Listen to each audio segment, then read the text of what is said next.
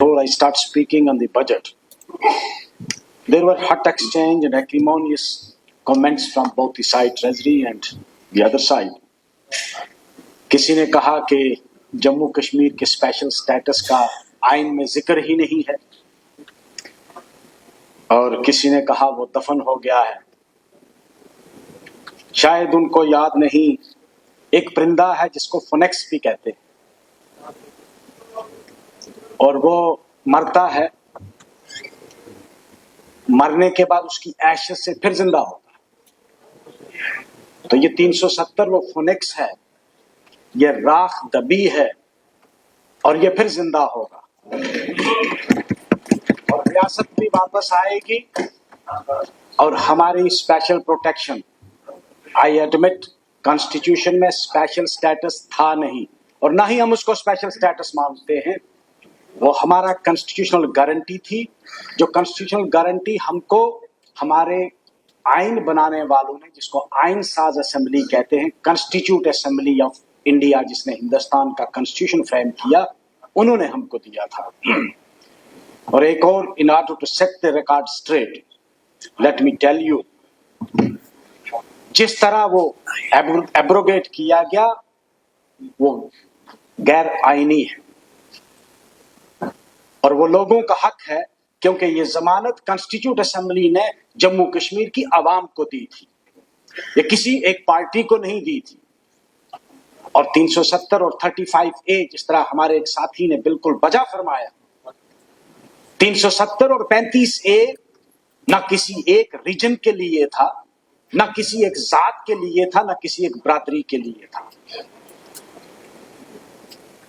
अपने ही, वो शेर है अल्लामा इकबाल का, अपने ही मन में डूब के पाजा सुरागे जिंदगी, तू मेरा नहीं बनता ना बन, अपना तो बन। वो तुम्हारे लिए भी तो था भाई, तुम्हारे बच्चों के लिए भी प्रोटेक्शन थी, वो आपकी जमीनों की भी प्रोटेक्शन थी उसमें 35A में।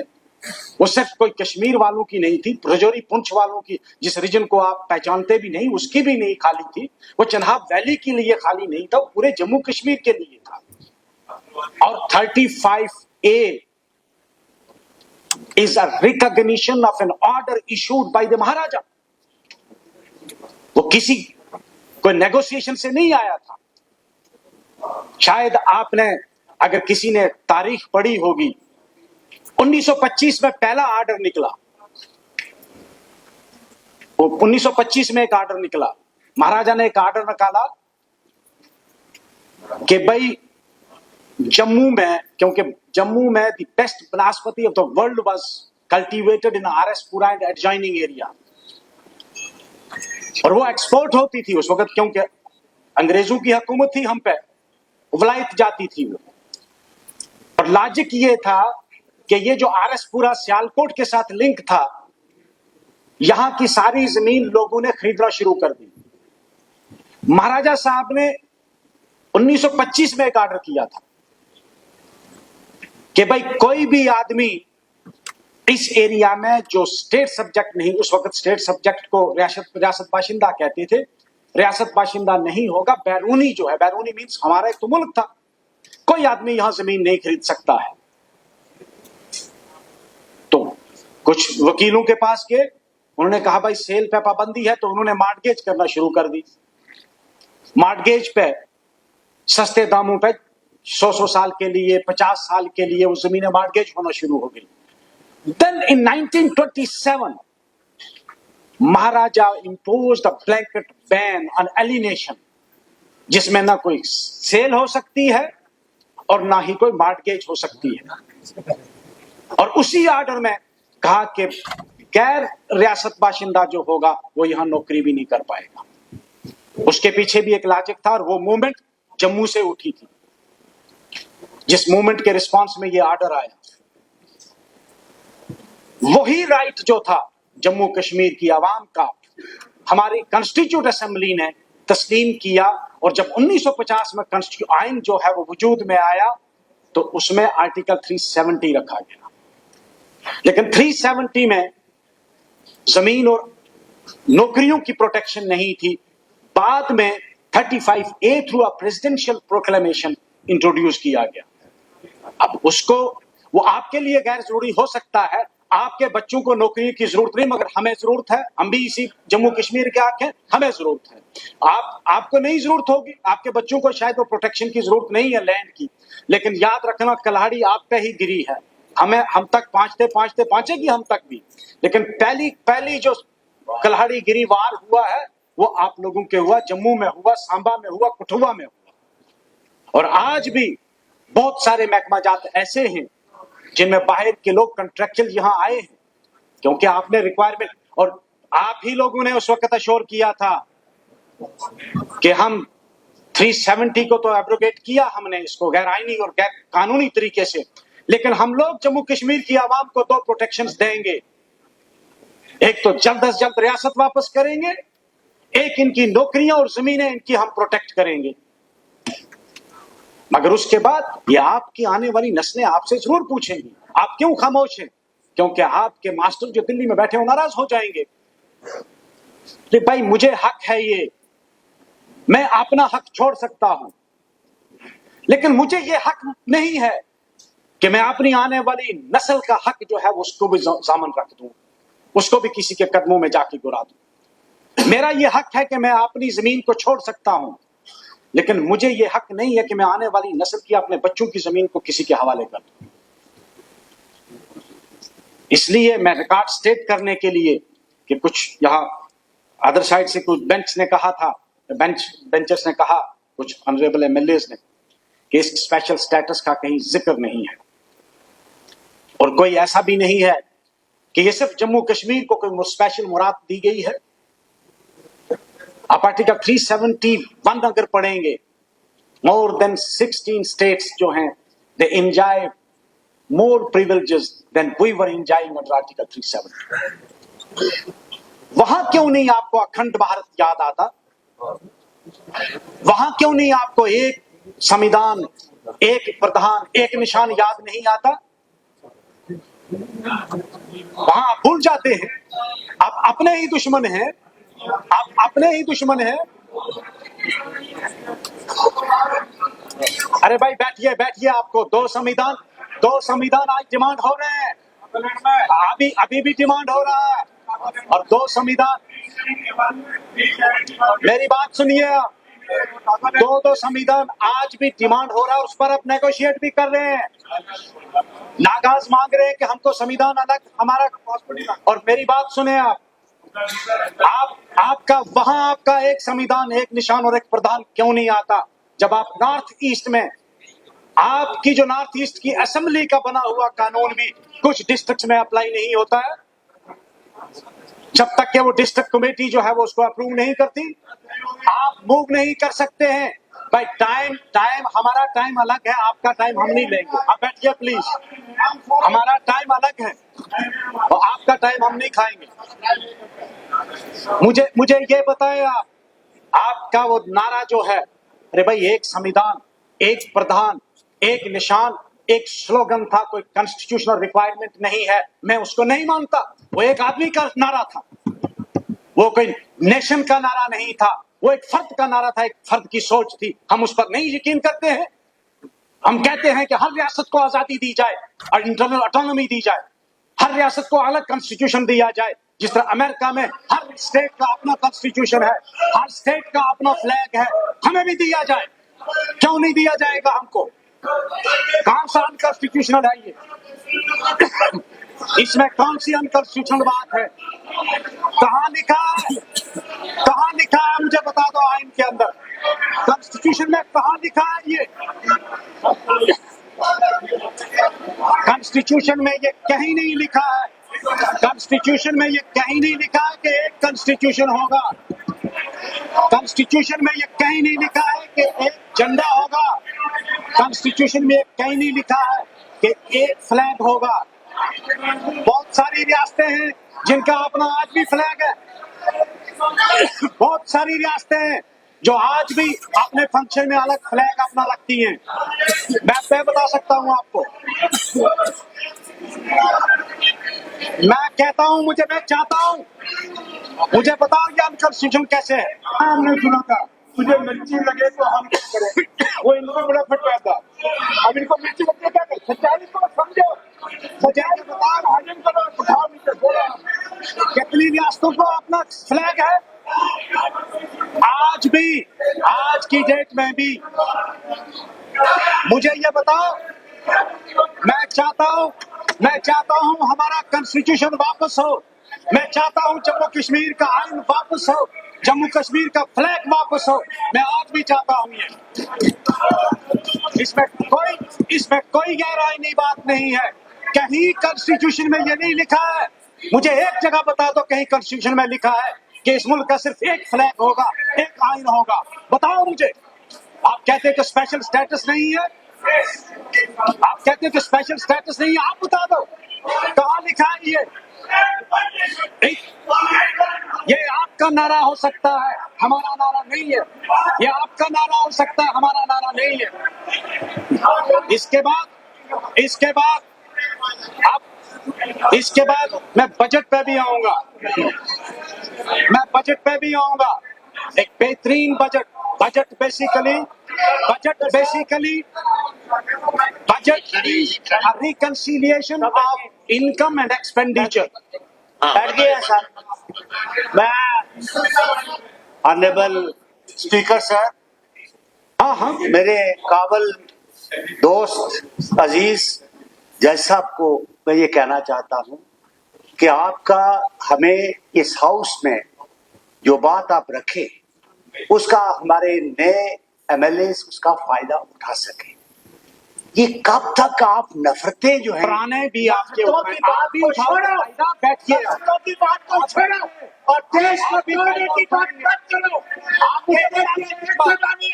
मैंने पहले जब भी कहा था मत करिए, ये बता दो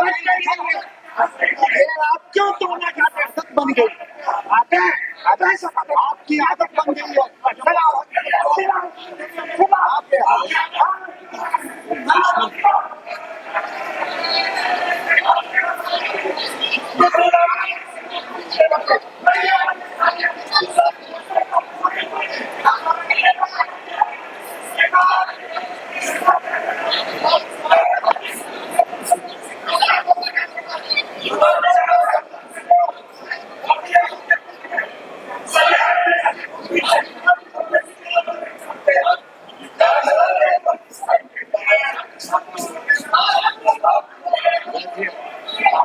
हो गया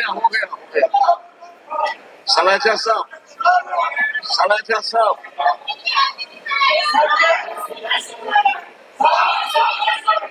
बैठे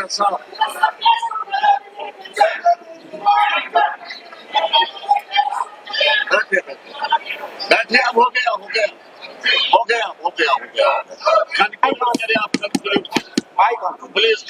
प्लीज इरफान साहब तशीफ रखिए। इरफान साहब, मैं बीजेपी के मेंबरान से गुजारिश करता हूँ, मैं गुजारिश करता हूँ जहाँ मैंने गलत बोला होगा, आपकी जब बारी आएगी मुझे आइन खोल के मुझे बता दीजिएगा, मैं आपसे माफी मांगूंगा कि आइन में कहीं ये लिखा है कि रियासत की अपनी पहचान के लिए झंडा नहीं हो सकता नेशनल फ्लैग के साथ, तो मैं माफी मांग लूंगा। अगर आइन में ये कहीं लिखा है, सुनिए आप प्लीज आप सुनिए, आप बैठिए आप यार, अरे यार कभी कॉन्स्टिट्यूशन पढ़ भी लिया करो, आप तो उस पर यकीन भी नहीं करते, आपको तो कॉन्स्टिट्यूशन पे यकीन भी नहीं। चलिए बोलिए आप खत्म करें। मुझे पता है जो कॉन्स्टिट्यूशन, जो लोग इस कॉन्स्टिट्यूशन पे यकीन ही नहीं करते, जो लोग ये चाहते हैं, वो लोग ये कहते हैं, प्लीज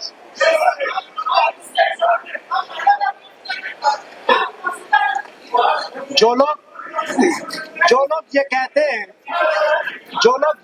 हैं एमएलए जामिया साहब और श्यामला शर्मा साहब और सेकुलर गुप्ता साहब यहाँ बैठे हैं, तीनों एक्स मिनिस्टर हैं और ये खुद दो दो झंडे लगा के उसमें गाड़ियों में चलते थे। अगर इनको नहीं अच्छा लगता था तो उतार देते, उसमें उसमें क्यों नहीं उतारा? अब उधर जाके कहते हैं झंडा लग गया, झंडा लग गया। ये नहीं चलेगा, ये दुगलीबाजी नहीं चलेगी। आप दुगलीबाजी करते हैं, दुगलीबाजी नहीं चलेगी। उसमें क्यों नहीं उतारा आपने? हमें क्या देते हैं? आपका इतना था, आप कहते थे कि झंडे दो नहीं होंगे, आपने उतार देना था, क्यों लगाया? श्याम जी, पवन जी, आपने क्यों लगाया? चलो ये तो पुराने, आप तो नए थे, सराठिया साहब, श्यामा शर्मा साहब तो उसमें नहीं थे। अभी तो आप ताजे थे पीडीपी के साथ, उसमें आप पीडीपी के साथ चल रहे थे। अब आपको मर्जी लगती है, ये झंडे से भी नफरत मत करिए। ये झंडा जम्मू कश्मीर का था। चले बाबा से बैठो। नहीं सर, इसको जवाब देना जरूरी है। गुमराह करते हैं पूरा हाउस को, लोगों को गुमराह करते हैं। खुद जब ये पावर में थे, दो झंडे लगा के घूमते थे। आप कहते हैं एक झंडा, एक झंडा। साड़ी बारी आई तो रंग मुक गया, ਤੁਹਾਡੀ ਵਾਰੀ सब कुछ चलेगा। ये नहीं दो चीजें नहीं चलनगियां। चले कोई बात, बोले खत्म करें, अब तकरीर तय करें। Sir, please, I will request that the interrupting time shall be excluded from my kitty. At You least, have already taken your time.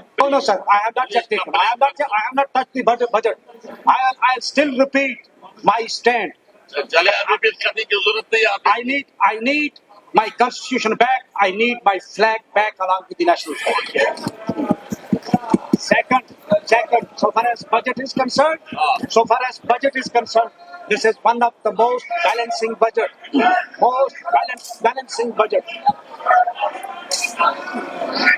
कन्या बाकआउट करिए. क्या बात We want 370 back. We want our flag back. There is no compromise on it. We want our dignity back. आपको नहीं चाहिए, आपको नहीं देंगे. सर, ये सब point of order sir, Let me finish now because I am running out of time. की बड़ी रिस्पेक्ट करता हूँ. मैं इनको बताना चाहता हूँ, neither this is a constitutional assembly and he has challenged the basic structure of the Constitution of India. This is not allowed in this house to challenge the basic structure of India. Sir, What do you know about the basic structure? Do you know anything about the basic structure? Then every state should have What basic structure every is? state should have a. Do you know anything about it? Sir, this is highly objectionable. This is not a basic structure of the Constitution. Don't sir, teach मैं me. Object करता हूँ. Sir, आप इस house में अगर ये जाने लगे तो ये कार्ड आप पूरा गदा करेंगे. इसको एक्सप्लेन करिए. So far as budget is concerned,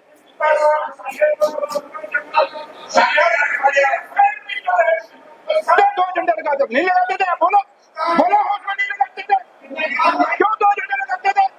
अब ये बोलो तो क्या हो गया? बैठो आराम से सुनो। अगर वो बात रखने दीजिए। आप अपनी जब बात रखेंगे, जब बोलेंगे तब बोलिए ना। आप क्यों तो उनको टोक रहे? आपको इतनी नफरत होगी यार, जब खुद उसने पावर बन रहे थे।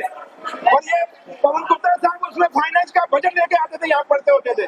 आज भूल गया सब कुछ। sir, honorable speaker, sir.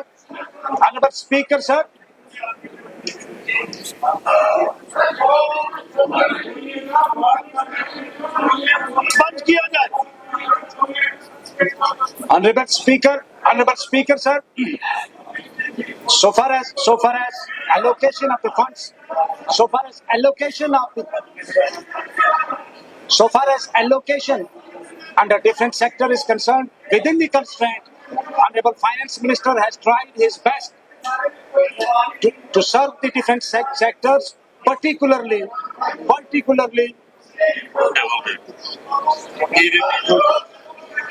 Let them go out, sir.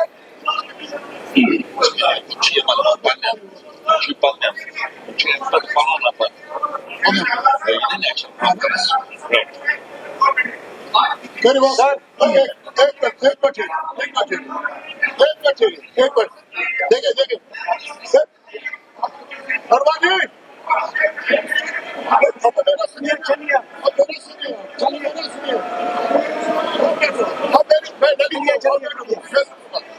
Sharma ji please हाँ प्लीज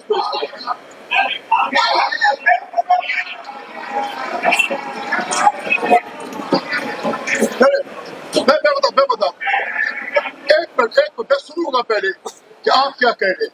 मैं सुनूंगा पहले। आप बैठिए, एक ऑनरेबल नंबर बोले, प्लीज आप खामोश कर। आप बोले क्या डिस्कस करते हैं आप? जनाब एक डीसीएम साहब खुद प्रमोट करते हैं, ही सब मिनिस्टर हम आपका कहना माने चाहते ही नहीं। मेरी बात सुनिए, अपनी सीट पे अपनी सीट, मेरी बात सुनो। You are chief of the party, आप पार्टी की जान हो, आप उधर बैठो अपनी सीट पे। आप अपनी सीट पे बोले ना, इसको बोले नहीं। आप अपनी सीट पे, मेरी बात मर्यादा है।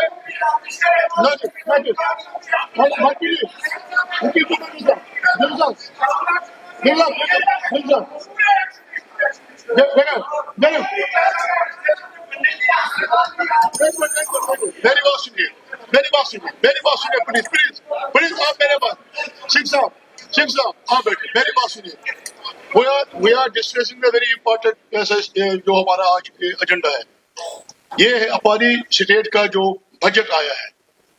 हम चाहते हैं कि आप कंट्रीब्यूट करें कि हमारा कैसे होगा, कैसे आगे बढ़ेंगे, क्या आप सुझाव देना चाहते हैं गवर्नमेंट को, ताकि यहाँ से गुर्बत इफलास दूर हो सके। और पॉलिटिक्स तो होगी काफी। I will request all your members, जो इस वक्त सब्जेक्ट है उस सब्जेक्ट के ऊपर बोलो, और जब भी किसी को बोलना होगा वो मुझे परमिशन लेके बोलेगा, खुद खड़ा नहीं होना। ये कोई पंचायत नहीं है। आई थिंक चीफ विप साहब, sit down please. Sir Keep this on floor. चलो। सर इशू ये है, Sit down. The issue Sit down. बोलिए। मैटर ये है, ऑनरेबल जज साहब कह रहे हैं कि every state should have 2 states and 2 constitution. MLA साहब, ऑनरेबल एमएलए साहब, दिस इज ऑब्जेक्शन। इस रिमार्क को एक्सपंज कीजिए। वो क्यों सर? इट इज सर, आप बेसिक कॉन्स्टिट्यूशन के स्ट्रक्चर को इसे डैमेजिंग सर। इसको मेरी बात सुनिए। डोंट साहब, nothing will be recorded. अब बैठिए। वो जो हमारे खान साहब हैं, ये सुप्रीम कोर्ट के लॉयर है। He is not an ordinary person. He is a lawyer. और अगर सी conscious, if your mind is carrying that you are wrong, no problem to have a sorry, have a change or like this. बैठो, आप बैठो। वो कहेंगे, आप कहेंगे continue बोली करो। ये खुद ही बोलेगा। आप sir please sir, so far as अगर कोई आपको ठेस पहुंची है इस वर्ड से, वो एक्सपेक्ट करेंगे। आप बैठिए। oh no sir, अगर ठेस पहुंची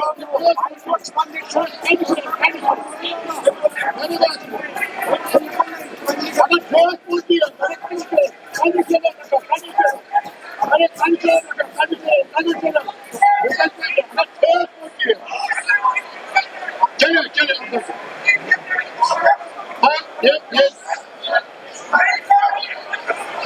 नहीं किया। मैंने कहा अगर ठेस कोई चीजें पूछे तो आप एक्सपेक्ट करेंगे। आप सुनते नहीं हो।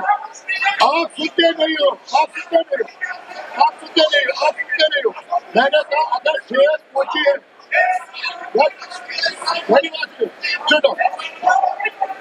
मेरी बात सुना आपकी मेरी बात और मेरे पूछने, मैंने कहा अगर ठेस पूछी है, मैंने एक्सपेक्ट नहीं किया। ठेस नहीं पहुंचे कहाँ एक्सपेक्ट होगा। मैंने ऐसा जुमला इस्तेमाल किया जो आपको भी सेटिस्फाई करेगा, इनको भी करेगा। मैंने कहा अगर ठेस पहुंची होगी इनके कुछ चीज से, वो एक्सपेक्ट करेंगे, वो किताबें करेंगी, वो ये हमारा रिकॉर्ड करेगा। एक्सपेक्ट करे, मैंने एक्सपेक्ट नहीं किया। मैंने कहा अगर ठेस पहुंची। thank you honorable speaker, thank you very much. मैंने एडिशनल बनाया, मैंने नहीं किया रूलिंग। सर इस बार मुझे लगता है कि इसको इशू नहीं बनाना चाहिए था। ये मुल्क उतना ही मेरा है जितना उनका है, और कॉन्स्टिट्यूशन उसी की ओथ मैंने भी ली है जिस कॉन्स्टिट्यूशन की ओथ उन्होंने ली है। और कॉन्स्टिट्यूशन में ये कहीं नहीं लिखा है कि हम दूसरी रियासत की ऑटोनॉमी मांगना जो है वो आईनी है। मेरी बात ये डिबेटेबल है। अगर कहीं लिखा है कॉन्स्टिट्यूशन में, मैं बताऊंगा। मुझे बता दें। There are in our country, there are 371, there are certain status, one spaces status है, और अगर There are certain states which are demanding special flag, constitution, separate constitution. उठेगा वो इसमें तय करेगा। मैंने कहा अगर अब आपने उसको रिवाइव करना है, अपने ऑर्डर को, रूलिंग को रिविजिट करना चाहते हैं, तो हाउस में मेरी बात सुनो ना, मेरी बात सुनिए।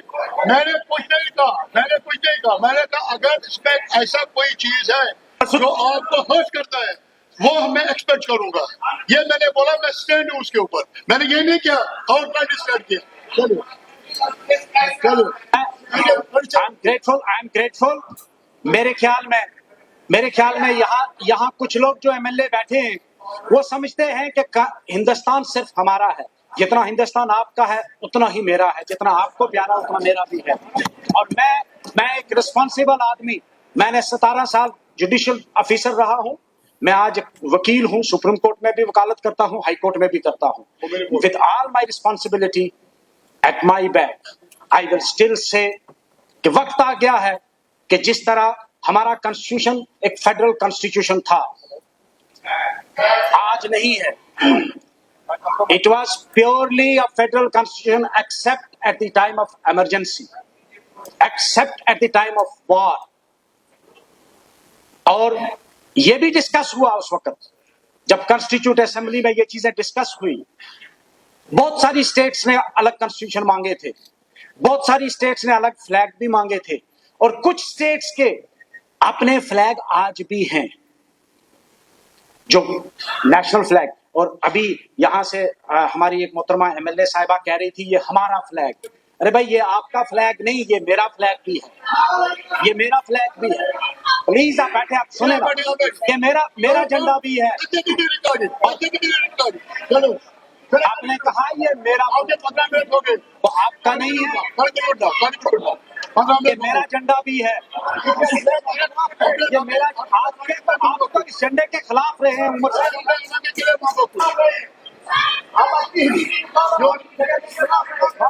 मुस्फर साहब, हमने कहा कि बात करो, कुछ मैं बजट पे आता हूँ sir, for the first time मैं बजट पे, प्लीज मैं बजट पे आता हूँ फॉर द फर्स्ट टाइम। बात करेंगे politics. For the first time हमारे फाइनेंस मिनिस्टर जो ऑनरेबल चीफ मिनिस्टर साहब हैं, उन्होंने डेली वेजेस का जिक्र किया बजट के अंदर। क्या हम इनको रेगुलराइज करेंगे? हम पॉलिसी बना रहे हैं, welcome subject, it is a welcome subject. Independent member और he is a NC member. मेरी बात I am independent. I am independent. ना इंडिपेंडेंट हूँ ना।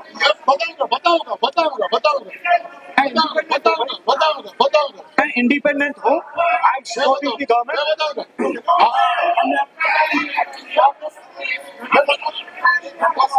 मैं बताऊंगा ना आपको, शर्मा जी, मैं बताऊंगा। एक्चुअली ये हुआ, अरे मैं बताऊंगा।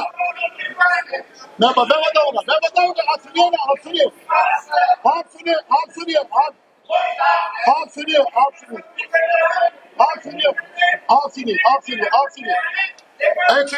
ना, एक्चुअली ये जो हमारे मेरी बात सुनो।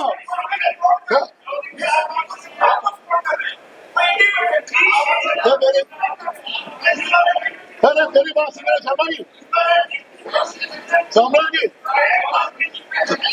मेरी बात सुनो। एक्चुअली ये हुआ है, मेरी बात सुनिए, ये है 5 नंबर। मेरी बात सुनो आपने you have posed a question to me. I will say you. एक बार चले. Now nothing will regard here. No, she's a deputy secretary chair. बैठे बताऊंगा।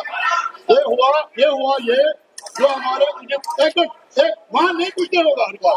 एक मिनट मैं बताऊंगा आपको। ये हुआ जो इंडिपेंडेंट मेंबर है, इन्होंने कहा कि हमारे साथ इंसाफ नहीं हो रहा है। इन्होंने आपस में इन्होंने मशवरा ये किया कि हम नहीं बोलेंगे साहब, हमारा टाइम 1 नंबर को दीजिए। कि अगर मेरे 8 मिनट है और 5 नंबर है 40 मिनट, इन्होंने डिवाइड किया। No independent member will speak, कोई करेगा रिप्रेजेंटेटिव या दो। तो इन्हें आपस में किया है, वास्ते क्या करेंगे? चले कंक्लूड। सर इसने हमें क्या किया है? सर आज उन्होंने सिलेक्ट किया है सर फाइनेंस मिनिस्टर ने सर उसमें 20 मिनट तो आपने जाया किए, वो आपका कटेंगे, मेरे नहीं कटेंगे। इनका टाइम टिकट है, इनका टाइम टिकट है। सर एक जो स्पेशल फीचर